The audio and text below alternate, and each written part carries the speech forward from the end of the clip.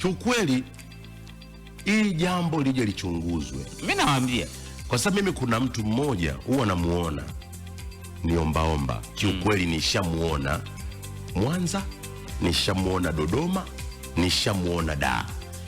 Kwa yani yeye ana deal na matukio, pakiwa na bunge yuko Dodoma anaombaomba.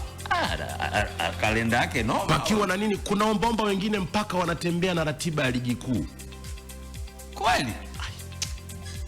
Simba Yanga wanacheza wapi, yeye anatangulia, kwa sababu anajua kuna population kubwa.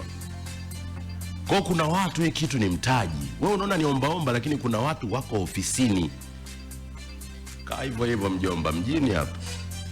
Ila tabia hiyo sio nzuri, kwa sababu inawaharibia mpaka wale wenye shida za ukweli. Yaani pointi yetu sisi kwenye maelekezo binafsi hapa Dalali leo ya kuhusu ombaomba. Naam. Kweli kuna baadhi wana uhitaji kweli. Sio, umeelewa? Yes. Wani wana uhitaji kabisa kwamba mimi kweli bana nina shida na nini. Sasa mnatuvunja moyo, yani mnatukosesha imani ile, kwa sababu wengine ndio mnawaharibia wale ambao wako serious. Hao wengine ambao wako kama kazi. Wanawaharibia wale wengine.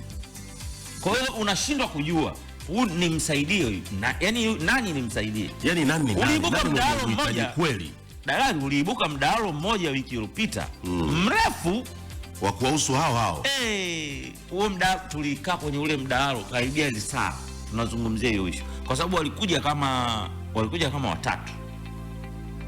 Muda tofauti. Sasa mwanangu mmoja akamwambia yule anayemsukuma, akamwambia wewe si mzima. Huu muda unaotumia kumzururisha huyu kwenye hili jua au kwenye hii mvua, wewe unashindwa kufanya shughuli yoyote ambayo itakufanya wewe ukapata kipato cha kumsaidia huyu kama ni ndugu yako kweli. Hapo hawajuani. So tulimpigisha interview. Hawajuani. Tukampigisha interview, wewe ndugu yako kweli? Mimi bro, huyu sio ndugu yangu. Mimi namsaidia tu. Wewe tukikupa nini wewe unaweza kufanya kitu cha kumsaidia huyu?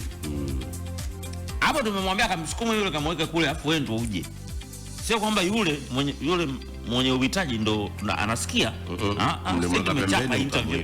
Pembeni tuko naye. Wanaume kama 7. Ila ndio hivyo maelekezo binafsi. Wanaume kama 7. Tukameza sikiliza. Wewe tukupe shilingi ngapi ili wewe usimzururishe huko kwenye jua. Usimtembeze huko kwenye jua, ukatafuta shughuli ya kufanya ambayo itakufanya wewe upate kipato ambacho kitakufanya wewe umsaidie huyo. Kama kweli una nia ya kumsaidia.